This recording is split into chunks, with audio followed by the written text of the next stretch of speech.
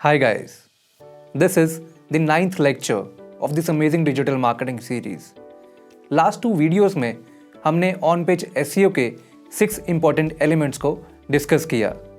And from this video, we will start studying the technical search engine optimization of a website. We already know this कि on page SEO की techniques एक individual web page के लिए beneficial होती हैं, but technical SEO में हम जो भी ऑप्टिमाइजेशंस करते हैं वो पूरी वेबसाइट के लिए एज अ होल बेनिफिशियल होती हैं. सो मेक श्योर कि टेक्निकल SEO को भी आप 100% कॉन्सेंट्रेशन के साथ सुने और समझें.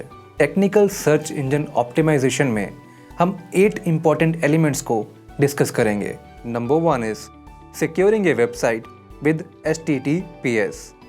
Number 2 is improving the site speed. Number 3, mobile responsiveness. Number 4, navigation. Number 5, understanding 301 redirects and fixing broken links.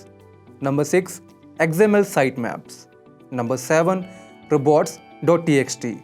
And the last of all, checking how Google is reading your web pages. So बिना कोई देर किए, let's begin with securing a website with HTTPS.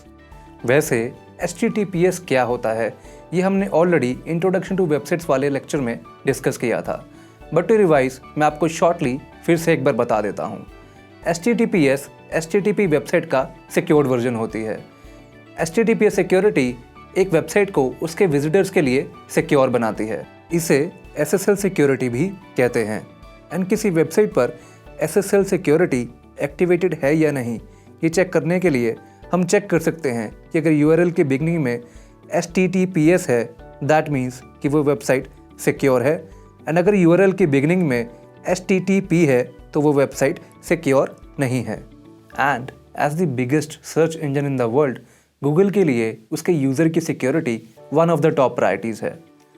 तो अगर किसी website को SEO के perspective से अच्छा परफॉर्म करना है या फिर सिंपल लैंग्वेज में कहूँ सर्च इंजन पर हायर रैंकिंग्स को अचीव करना है तो उस वेबसाइट को SSL सिक्योरिटी को एक्टिवेट करना ही पड़ता है. एक HTTP डोमेन को HTTPS डोमेन में कन्वर्ट करने के लिए हमें SSL सर्टिफिकेट परचेज करना पड़ता है. So we have to make sure कि अगर कल को हम कोई भी वेबसाइट बनाते हैं तो हमें उस वेबसाइट पर SSL सिक्योरिटी को एक्टिवेट करना ही करना है. Now let's see the second technique, that is improving the site speed. As we already know, the page speed or the site speed of a website refers to the loading time of that website in a browser. Google search engine इस factor को भी काफ़ी importance देता है because this directly impacts the user experience of a website. Just imagine कि अगर आप किसी वेबसाइट पर जाते हो और उस वेबसाइट को लोड होने में 15 से 20 सेकंड्स का टाइम लग रहा है, तो क्या आप या मैं या कोई भी यूज़र उस वेबसाइट पर बार बार जाना लाइक नहीं करेगा.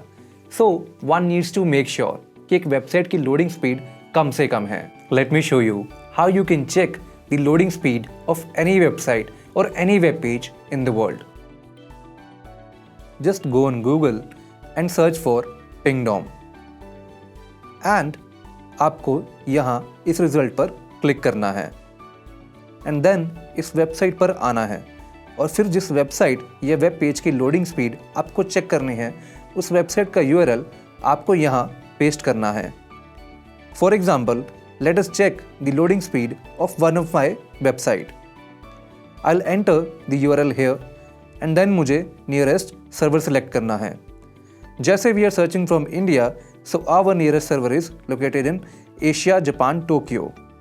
After then you have to click on start test and then here we can see कि इस वेबसाइट को A रैंक का परफॉर्मेंस ग्रेड मिला है, which means this website has a good and impressive site speed. आने वाले lectures में when we will create a website then we will practically see कि एक वेबसाइट को क्रिएट करते टाइम हमें क्या क्या टेक्निक्स को यूज़ करना है सो दैट उस वेबसाइट की लोडिंग स्पीड कम से कम हो. और now let's see the third element of technical SEO, that is responsive website design. Responsive website एक ऐसी वेबसाइट को बोला जाता है जो for different types of devices जैसे लैपटॉप, मोबाइल, टैबलेट, इन सब की स्क्रीन के साइज़ के अकॉर्डिंगली अपनी वेबसाइट के लेआउट को चेंज कर लेती है. अगर हम moz.com की ही बात करें तो यू विल सी कि इस वेबसाइट को अगर हम डेस्कटॉप पर खोलते हैं तो इसका लेआउट अलग है और अगर हम मोबाइल पर खोलते हैं तो अलग है. So what's happening over here is, जब ये वेबसाइट अलग अलग डिवाइसेस पर ओपन की जाती है तो उस डिवाइस के अकॉर्डिंगली ये वेबसाइट अपने लेआउट को भी चेंज कर लेती है। सो हम ये कह सकते हैं कि most.com एक रिस्पॉन्सिव वेबसाइट है। इस फैक्टर को भी गूगल बहुत इंपॉर्टेंस देता है, बिकॉज अगर एक website different types of devices के लिए अपने लेआउट को ऑटोमेटिकली चेंज नहीं करेगी तो इसका एक नेगेटिव इम्पैक्ट यूज़र एक्सपीरियंस पर जाएगा। एंड हम जब वेबसाइट बनाएंगे तो मैं आपको एक ऐसी WordPress theme for free provide करूंगा जिसको यूज़ करके आपकी वर्डप्रेस वेबसाइट ऑटोमेटिकली रिस्पॉन्सिव बन जाएगी। इस लेक्चर में हमने 3 इंपॉर्टेंट SEO एलिमेंट्स को डिस्कस किया। Number 1, securing a website with HTTPS। Number 2, improving the site speed. Number 3, website responsive design.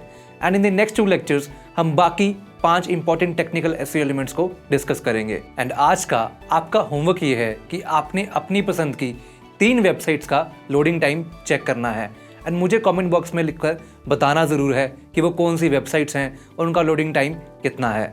For now I am signing off. Bye bye, take care.